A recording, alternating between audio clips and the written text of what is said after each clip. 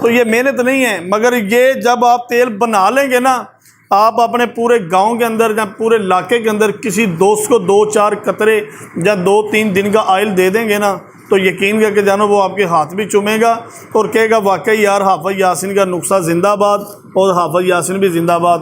Powder बना के वो भी आपने इसके अंदर डाल देना है। इसके अंदर डालने के बाद आपने इसके अच्छे तरीके के साथ ना रगड़ाई कर लेनी। इसके अंदर डाल के ना ये सारी चीज़ें आपने इसके अंदर डाल देनी इस तरीके के साथ।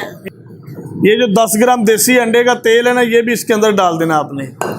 उसके बाद ये जो बड़ी 2 जोकें हैं ये भी आपने इसके अंदर डाल देनी है इस तरीके के साथ। और ये जो गुडोए होते हैं आजकल, ये सोन भाद्रों का मौसम है, इस मौसम के अंदर ये गुडोए हैं ना, ये काफ़ी सारे मिल जाते हैं, जहाँ से मर्जी ले लें। ये ऊपर होते हैं, बंदा पकड़ लेता है, ये आसानी के साथ मिल जाते हैं। खरातीन भी इसको कहते हैं।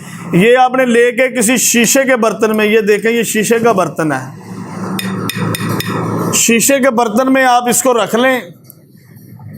और रखने के बाद जब इसके अंदर कीड़े चल जाएंगे ना, तो उन कीड़ों का आपने तेल बना लेना है।